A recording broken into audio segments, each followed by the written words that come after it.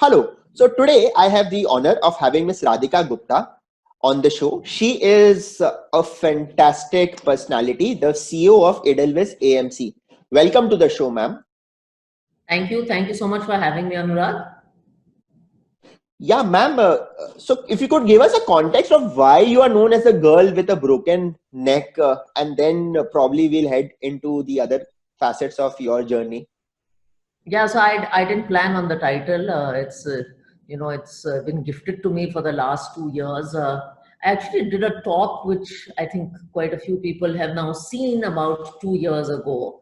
And it's on YouTube, but it essentially described my life journey. And when I titled the talk based on my neck. And you can see that I have a slight tilt in my neck. It's quite evident in photographs. Sometimes it's evident even now.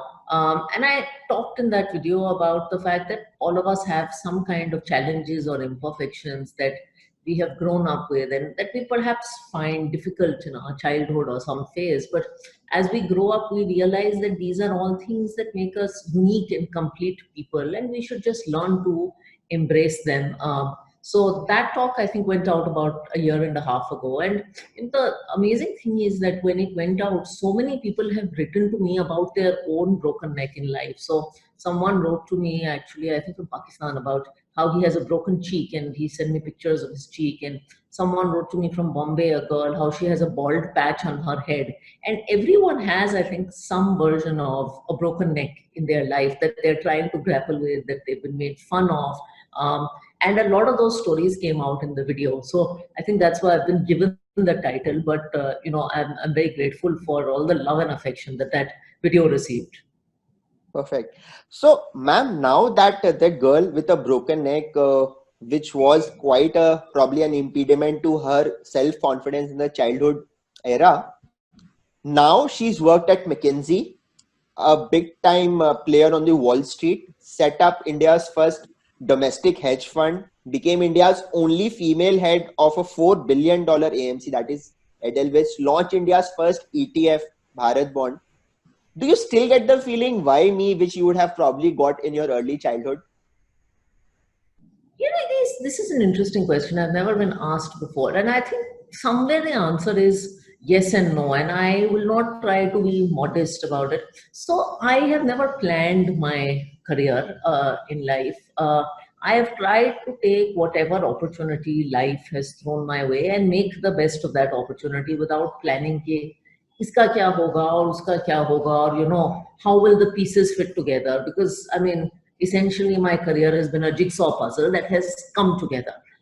So in some sense you can say, how did this all happen? In another sense, I also think two things. One, I think that I'm very, very early in my journey. So, there's just so much left to do. So why me is too early to say for someone, especially at my age.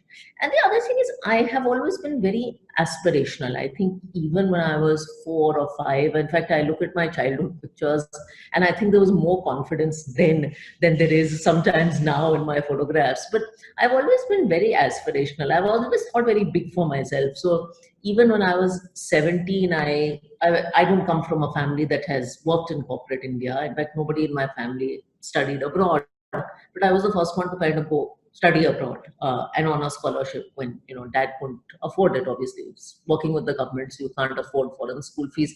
So one has always been very aspirational. One has always wanted to do something beyond. And sometimes it works, sometimes you get it, but it has happened because you dared to dream big. I think things have also fallen into place. So the why me question is interesting because it's yes and no. You worked really hard for it, you've aspired for it, and yet it's all fallen into place. So, ma'am, like from Wharton, you graduated Uma cum laude. I am not sure whether I pronounced it correctly. It's an honor awarded to a student whose CGPA is almost near perfect, 3.8 and 4 in between of that. And it's like a dual degree, probably some tech, some management. So it's like Pennsylvania offers a part of the degree and Wharton offers a part of the degree.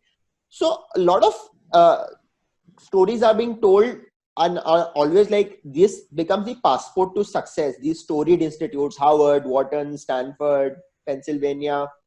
What difference does it really make in real terms. So a lot of it is again said ki networking happens, you make friends for life. I have a very different view on that. I'm not very sure how many real friends does one make on B School campus.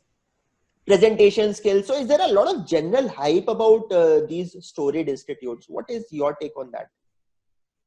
I really like this question, and I think there are two parts to it.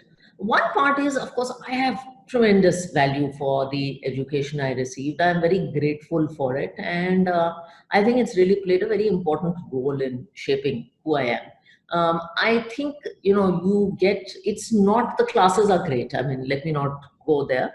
I think what it gives you is it gives you exposure to world-class thinking. It gives you exposure to a world-class set of students. Now, whether you choose to stay in touch with them or whether they become friends is a different thing. But I think it gives you exposure to a world-class thinking, and it gives you access to an alumni network, which, I have really benefited from, that stays with you for life. You can always carry the fact that, even today, if I call someone who's a grad, and there is something that you share that is intangible. It's a connect. Like my dad is in IFS, and I think IES, there's a connect that they share with each other that I can't describe. So I think it is that, but I think it exposes your thinking to the best in the world. And I think those 4 years of campus are a incredible experience. So, I'm very grateful to that. That said, I also don't think that just because you don't have that experience doesn't mean that you are incomplete or you can't go anywhere. I have seen a lot of people who I would say are also prisoner of pedigree, where your whole life is spent collecting Harvard, Wharton, label, and yet you don't do anything with it. And I have seen people with very little in terms of pedigree, who by sheer hard work and just constant growth make the most of it. So I think, if you have that education, it is a huge edge if you choose to make something of it. But if you just think that I've collected these stamps and life will take care of me, then I don't think, then I think that's very, very wrong. So I was lucky to have it, but you have to make the most of it. And I think if you don't have it, it doesn't mean the world has come to an end. That's a very, very pertinent question. So a lot of people just keep collecting these labels and feel that the labels alone are going to give them access to the best things of life. My next question to you is, ma'am, that after being rejected at 7 firms during your campus placement, and you told in your talk that you were having suicidal thoughts, then an ambulance came and took you to a psychiatric unit, and it's like a Netflix movie in some way. You landed in an interview with McKinsey, traveled some distance and bagged the offer. And a substantial part of your conversation was on bridge, since that partner was like a tournament level player and you were playing bridge since you were 13. So was this confluence of interest in some way like a stroke of great luck? And she's also said that she's hiring you because you are different. So please tell us about that, because that campus placement, these interviews become like a harrowing experience for a lot of people. So if you could shed some light on this. Yeah, I have to say that, and I know a lot of young students are listening to this. The whole process of campus placement, I think, is a really, really tough one. I genuinely believe campus placement sometimes brings out the worst in people. That is my experience. If you're not a naturally I wasn't at that point in time. For instance, if you look at my husband, he is a very confident person. If he goes into 7 interviews, chances are he'll get all 7 jobs. That's just the kind of person he is. I was not that kind of person. And I was a very good student, but I was just not that kind of person who handled these interviews well. And I think classmates become very competitive with each other, and it just brings out the worst in people, I think. I mean, I do not know what else to say about it. And not all of us interview well. I think what happened with me was my chance. I think it is a stroke of luck, but I think it is also the fact that 2 things. One is, I think McKinsey is one of the things that makes McKinsey so special as a firm is they genuinely appreciate the difference in people. So they are looking to hire people who are different. I think one of the things I loved about my McKinsey experience is you had people with so many different backgrounds: engineers, lawyers, doctors, people with physics backgrounds, etc. So they do value the diversity of thinking in people, and I think that's a wonderful thing, because when diversity of thinking comes together, you solve problems better. If you have 10 Radhikas in a room, you're going to have one answer to a problem. So it's actually a very ineffective answer. And I think it's a testament to the kind of firm McKinsey is. I'm very grateful to that. But also it's a fact that I think even, and I interviewed today, people are looking for something that is a spark in some people. Now, that interview happened to work for me, but I think today interviewers, companies are looking for things that are different in people.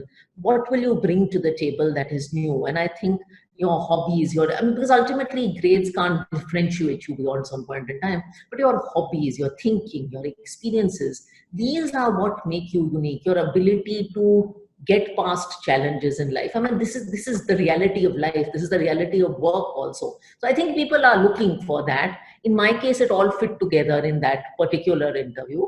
And I would just tell people, don't get disheartened by this campus process.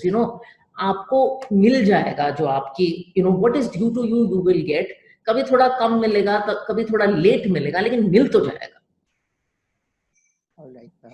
Ma'am, now that you went into McKinsey, how was life at McKinsey? Management consulting, MBB as they call it, is like a dream come true for many people. What did clients like you? What are kind of projects you worked upon? And like, is work-life balance completely goes for a toss in the US like it does in India? Because at IIM Ahmedabad, once McKinsey HR came, they said that they want us to work 9 to 6 and then 9 to 6 means 9 p.m. to 6 a.m. as well. So is it like that there as well? Okay, so the consulting career, at least my experience, was very good but very demanding. The good thing about consulting is that at a very young age you deal with clients, and I think on my first day of a job, the first day of my job, my client was an electronics retailer, and I met the CEO, and I was 22, and I think my boss at that time told me, just make sure the client doesn't realize you're 22, and that's actually a very deep thing, because you force yourself to behave in a way and conduct yourself in a way that's very responsible, and that is not that of a 22-year-old person. So I think you get exposure to clients, how to conduct yourself, how to speak, how to articulate your thoughts. All this, I think, comes very quickly in that career. I would say it's a very demanding career. I have to tell you a story from my first project with this retailer. I actually had to do a cost cutting and transformation project. So I was sitting in Texas, and I had to basically follow people around in the store and observe all the activities of that store. Now, if you know any retailer like Croma or someone, they open at 5 in the morning, jab warehouse khulta hai, and this whole process starts, and they close at 10 in the evening. So I used to wake up at 4, reach the warehouse by 4:30, and I would be in those stores till 10 o'clock at night. And you want to do this on the day when traffic is very high. So when is traffic very high in these stores? It's on weekends, and it's on Thanksgiving and holidays. I mean, if you think about Croma, this makes sense, right? And so I would work all through the weekend, and I would get Monday off as a consolation. And I would go back to New York, where I was living, on Monday, and I'd say, okay, I've got Monday off, and none of my friends were off on Monday. So I said, Monday ki chutti ka mujhe kya karna hai? I mean, because everybody else is working. So it was very, very, very demanding. And I think I have never worked the kind of hours I did at McKinsey till I did my startup. So it prepared me for a lot of things later in life. And what about, ma'am, working at AQR Capital, Wall Street, again, like the wolves of the Wall Street? We've just seen those kind of movies with money in the air, a lot of money to be made. How is life on the Wall Street? So, I mean, some of the movie part is true, but I think you can't paint Wall Street with one brush. Now, one of the reasons I like AQR is like very far away from Wolves of Wall Street. It's a very nerdy academic firm. I mean, its pedigree is University of Chicago PhDs. So that's the kind of people that you have. But I went through Wall Street at a very transformative time. I saw the best years of Wall Street, the 2006-7 phase, where a lot of that stuff from the movies happened. I mean, I started my career trading mortgages, which is something that has been talked about enough. And then I saw 2008 and 9. So I've seen the excesses. And then I also saw in a pretty young stage the, unwinding of the excesses. And I'm very grateful for that part of my career, because I think it makes you realize that in a financial services career, and I always tell young people this, it is a very extreme career. There are extreme goods and there are extreme bads. And part of this is just surviving that and conditioning yourself mentally कि भाई अच्छे time में बहुत खुश मत होना, even if you get a great bonus, etc., and things are great, don't go to town with it. And in the bad years, just don't completely collapse. I mean, it's really helped me in this kind of COVID period. That 2008 training was perhaps the best thing I went through. And so from there, AQR Capital on the Wall Street, and you would be doing reasonably well in your career. You came back to India, just like probably this Swadesh movie of Shah Rukh Khan, that you came back to India to set up your own firm, Forefront Capital. Why this plunge into entrepreneurship? My first question. Because generally, when we are well settled in life, we want to enjoy that instead of saying, okay, bhai, chalo, ab, kuch naya karna hai. Yeah, the problem with someone like me and is that I have this constant. Is my father was a diplomat. हम लोग हर every 3 years we used to change countries. So हम लोगों को हर 3 साल बदलाव की naturally आदत है. So I have this constant thing कि कुछ नया करना है. My husband is always joking about it that every 3 years the meter rings, and she's like कुछ नया करना है. And I think you can't. If I think of the decision now at the age of 36, I probably would not be able to rationalize it. I would think, yeah, itna risk kyun liya? But at that point in time, you wanted to return to India, you wanted to start a business, you didn't come from a business background. I mean, they say young blood is hungry and foolish. So hungriness and foolishness at play, and you wanted to come back. There were three partners, they had a dream, and I think some of these things are not logical. So you came back to India to start something. I think, though, the logical part of this is because I know a lot of people watching this also consider entrepreneurship. We had a very good plan B in place. And the plan B in place was, okay, if this doesn't work out, see, you can't take these steps illogically, right? There has to be, because you are from a middle class family, you've worked hard, you've studied, you have a good job, your parents are also thinking about something. So our plan B was, if this doesn't work, you can go back for an MBA. And that was the backstop. So I think whenever you're taking risk, I'm in the finance profession, the risk has to be calculated and thought through risk. If it doesn't work, fir kya hoga? And in our case, that fir kya hoga was, okay, we can go back for an MBA because we hadn't got MBA degrees. So that's the way we thought about it. Then we came back and went into the plunge of entrepreneurship. And I think this whole entrepreneurship experience is something everyone must taste.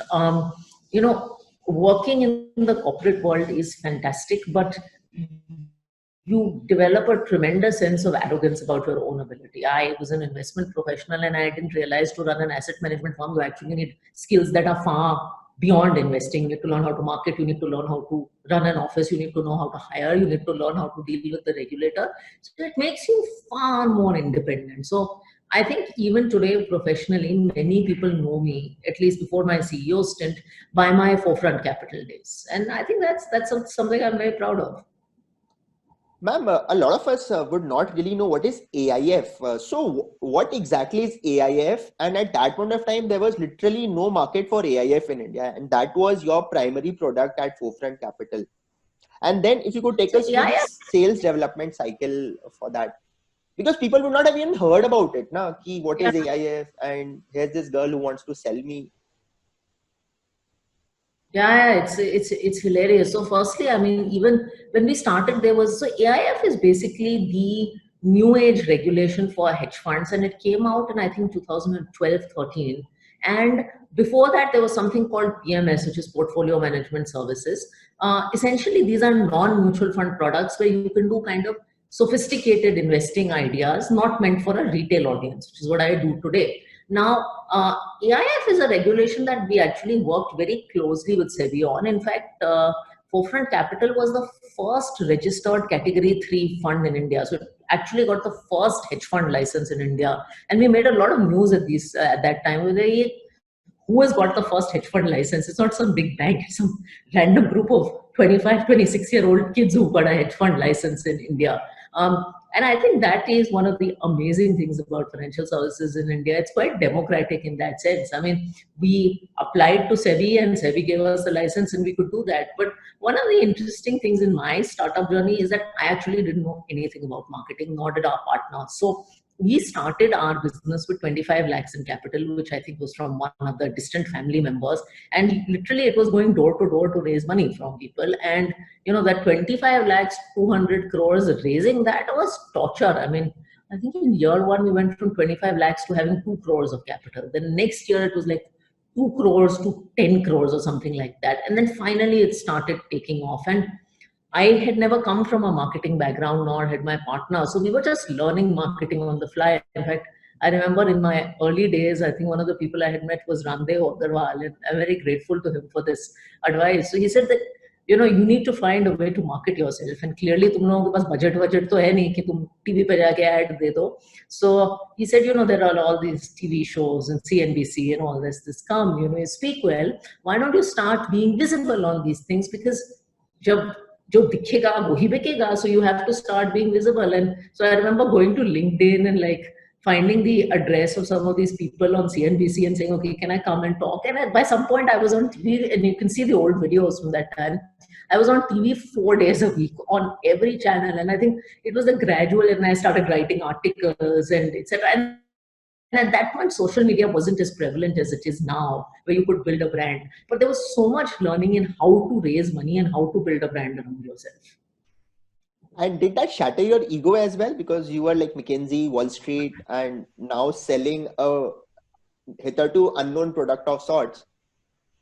Oh yeah. It's completely my partner Anand Jatia has a saying that in entrepreneurship you have to take your ego and put it in a glass of water and throw that glass on the floor and then start walking over the glass.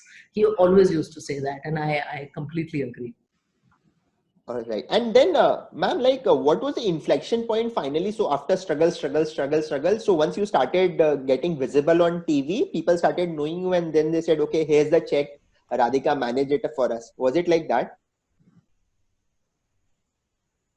Yeah, it wasn't as simple as that yet. I think it's a combination of things. The fund you launched, it started performing. You also learned how to, like the first product we designed, I think it was a disaster. You also got to know people. As you got to know people, you were more visible on TV. You got to know, you figured out who were the right people to meet, who were the wrong people to meet. And with time, you know, I think time is a great, see, we were three kids who had never worked in India. We were very young at that time. I think I was 24 or 25 when we started Forefront Capital. And financial services is an industry that genuinely respects age. So it's a little trickier when you're young. But with time, with understanding, more people got to know us. If you do good work, you'll get more work. And I think that was the journey. So it was very gradual. It wasn't like there was some eureka moment and everything turned around. It wasn't your classic startup. It's a slog. It's a gradual slog. That's been my journey in the MF space also. There is no one moment and everything turns around or kismat jamak jati hai. You know, I mean, that movie stuff doesn't happen. It's time and it's gradual, and things keep growing and getting better. Now at Edelweiss, again, it's like a David versus Goliath of sorts thing. So you got the big daddies on the street, HDFC and a Kotak. And now as CEO, you will have to scale it up. You've already scaled it up to like $4 billion of AUM. You've been part of like Bharat Bond. You've managed it in spite of a lot of biggies contending for it. So what's your journey at Edelweiss, if you could just take us? Because I think that's a very interesting and exciting part of a conversation that we could have had. No, it is. And I joined, I became CEO of this firm when I was 3 years ago. I was about 33, 34. And I was really excited about the opportunity. I don't come from, so my background in our conversation, you would have realized, has been largely global and largely institutional. So for me to do India mutual fund and retail has been a completely different experience. And it's something I've always wanted to do. In some sense, when I moved back, you know, this is something I had wanted to touch, you know, products for common Indians. And now I'm getting an opportunity to do it. It's been a journey of learning. I mean, and I'm glad I had the startup phase, because as CEO here, I got to hire the whole team. One has got to build out the whole brand. And one sees the investment process, and it's been a journey of gradual growth. I would say, as you correctly said, that, you know, when I started looking at Edelweiss Mutual Fund, I think we were ranked 26 or 30 or something. I don't even remember. But to grow that business from here to where it is has been a delight, and there's so much growth ahead. And I think, you know, it is the same thing that is a constant theme, that in your head, you know, you may be ranked 30 in this, but you just have to keep building. And in your head, you have to think you're number one. It doesn't matter. So when you build a website, or when you think about marketing, or when you design a product, you can't be held back by the rank that you're at, because otherwise tum hamesha sab par kaam karoge. And the other thing is that you will not succeed in this if you're doing the same thing as others. The good thing about being a challenger is that you have to behave different. You have to be forced to think different. You have to be forced to behave different, and that will bring out your creativity. And there are great stories from this business. I remember 6 months into it, when I wanted to hire, my HR had set up some conversations at MCA, which is a cricket club in Bombay, and he said, these candidates for Bombay salespeople will come to meet you. And so I was like, okay, I'm CEO of this. I'm sure lots of candidates will come. And I went to MCA and no candidate came. I mean, they just said they would come and nobody came. It was absolutely hilarious. And I realized, it's very hard to hire for a young brand. Nobody wants to work for a young brand. I mean, when there's so many established ones. So since that time, we have made a lot of progress, but I think we have tons of progress to make thereon. Bharat Bond, of course, is one of the things we do. It's not the only thing, but that has been a very exciting part of the journey because we've actually got to create something from scratch, and it has given us so many memorable. I mean, the second tranche is next week, incidentally, and it's given us so many memorable moments. I mean, to see a product that you created launched by the finance minister on TV, it's an incredible high. And to see so many people giving it so much love, has been such an incredible high. But mutual fund in its whole industry is such a young thing in India that I think even if you're the 50th ranked player and was starting today, it's a very exciting industry to be about. Ma'am, we are in an era where we flaunt success on social media, and there's a lot of rat race that we consciously, unconsciously become a part of. In your case, the parameters could be alpha, assets under management, number of folios. Then how does one celebrate his or her own uniqueness? So I think, all those parameters, business success is very, very important. And, that goes without saying. Ultimately you're a CEO of a business, you're accountable to shareholders. All that is very important. I think in your personal life, you have to figure out, and by the way, I love social media and I can talk about this. I think in your personal life, you have to figure out what matters to you. I think in my early 20s, I think, business success mattered to me, and there was nothing else. I think as I grew older, the success of people I'm working with also started mattering a lot. I mean, it's a great delight to hire a person and just see them blossom and grow. And over time, different things start to matter. I think use social media. Social media is like that Wharton degree that I talked about. You can either use it for good or you can use it to be very, very negative. I think social media is a great way to connect with people, to express your thoughts, to build your own personality that is different and beyond what you do at work. But if you use social media senselessly to be negative, or if you start thinking that, my life sucks because everybody else's life, look at his Instagram, his life must be so good. I mean, I often tell young kids, yeah, life is not like Facebook and Instagram. It's not, people's lives are not what they say on Facebook and Instagram, and nobody's business is what they project on an Excel spreadsheet. That's just the reality of life. But if you use social media effectively, it can be a great tool, and that's how I would think about it. And everyone should find their own parameter. Everyone should have an inner scorecard. Now, for some people, that inner scorecard is how much money you make, and that's also fine. Who's to judge? For some people, that is business success. For some people, it is how much they're doing for society. For some people, it's the amount of impact that they're having on other people. So have your own inner scorecard, and it can't have every metric. Figure out, okay, these three things matter to me, but these three things also don't matter, because everything can't matter. I mean, if you try to hit every goal post, then somewhere you're going to fail. So have an inner scorecard of 2-3 things that matter as you grow in your career, and you will figure out what matters to you. You won't figure that out in your 20s. You'll take some time. Once you have that, now you will be a lot more comfortable. Ma'am, if a youngster wants to enter the mutual fund industry, what is the path that one has to follow? Is it like a degree-based thing, aptitude-based thing, CA, CFA, MBA? What exactly is the mantra in India specifically? So in India, if you want to enter, so on the sales side, I think, there's no degree-based path. I mean, I've seen people who are CAs and MBAs and the whole range. I think on the investment side, if you want to enter, obviously some technical finance qualification, either a CFA, MBA, something of that sort, will be important to start. So the mutual fund industry also has multiple paths. There's a sales path, there's an investment path.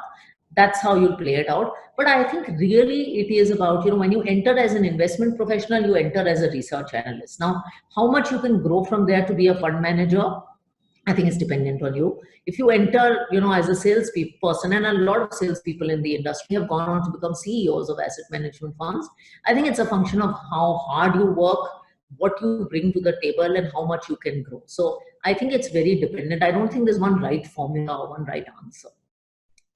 What books are you currently reading? I am currently reading Urdu poetry books. I don't try to read a lot of finance books and these self-help books. No offense to people who read them, but I think one of the things we didn't cover is that I love to write. That's my part-time hobby. I hope to write a book at some point in life. And even at Penn, I also studied English literature a little bit. So my free time, I try to keep to poetry and fiction books. I don't read any of the traditional non-fiction kind of stuff. So currently, my father is relearning Urdu and he's kind of reteaching me some of that. I mean, we spent some time in Pakistan, so there's some familiarity with Urdu. So right now, it's a lot of these Urdu poetry books, and we keep translating words from the videos, and he keeps trying to explain that to me. So that's the current state of mind. Oh wow, this is like something which is very, very unique. Urdu poetry. Amazing. So Yeah, that's your mantra for rejuvenation in that case. That answers my question. Fun, fitness, everything comes with that because you have got a passion for writing. So even on weekdays, once you are from office, you write some part and just pen down your thoughts. Is it like that? I mean, if you follow me on social, I don't get the time to write a book, obviously, which I should because we've had a lockdown. But I'll write long threads or posts. Sometimes I'll write 2, 3 pieces of poetry. Sometimes I tweet them. Sometimes I keep them personally. Uh, I often joke that if I've had a really bad day at work, then you will definitely see me writing something because it's a great way to vent out your emotions more eloquently. So yes, there's quite a bit of writing that happens. There's also a lot of reading of other people's work. I think India has had a great legacy of poets, and so a lot of their work I spend some time reading, which is also nice. So I think apart from the girl with a broken neck, you can also have a poetess CEO as your title. I have 1 or 2 people who call me poet CEO on Twitter, but I keep getting these wonderful suggestions from social media about how I should write something larger. So maybe I will. If this lockdown continues, I'll write something. I think writing is a great. You should find the hobby that you love, yeah. And I remember writing poems even as a 4-year-old. My mother tells me this, and even when we were growing up. My father, used to work in the Indian embassy, and then he became ambassador. And although 26 January, 15 August, pe bhi I would be reciting these patriotic poems. So it's been something that we've done for a long time. So yeah, that's the hobby. I mean, hobbies have to be what works for you, right? Perfect. My final question to you, what would the advice Radhika at 36, 37 would give to Radhika at the age of 20? It's a good question. I think learn as many skills as you can. Collect experiences, don't collect degrees. At the age of, and it's easier said than done, at the age of 20, 21, we run after lots of labels. And now you're sitting in this lockdown. So this graduating class, whether from undergrad or MBA, has it really tough. It's a tough job market. But use this time to collect as many experiences as you can. Your 20s should be a time of enriching yourself professionally by doing different things, try different things, experience different things, have a range of skill sets. I think if you had asked me, the one thing that I like in my own profile is the fact that I've done a startup. I've worked for a small company like AQR, a global giant like McKinsey, an Indian giant like Edelweiss. I've done work with government through Bharat Bond, private. I've done global, India, collect different experiences while being focused. I think that will make you a much richer person. And I think it'll give your career a lot of well-roundedness. So do that. Use this time to collect experiences and skill sets. Oh, fantastic. This is seriously a good time that if nothing happens, at least you can collect experiences, even if it is like attending a Zoom call and getting some nuggets of information from some senior person. Wow, this generation is so fortunate that you have so many resources. I mean, you have all these Zoom and Teams calls, and you have the best in the world talking on YouTube, and you can take classes on Coursera. Like, I don't think we could do this even 10 years ago. What you can do now with the amount of, I mean, you guys have more resources than I did when I was 20. So make the most of them. Thank you so much, ma'am, for this very enriching conversation. It's been really a pleasure having you, and I'm sure the viewers are also going to really love it and take home some tangible takeaways here. Thank you so much, ma'am. Thank you. Thank you, Anurag. All right. Bye bye.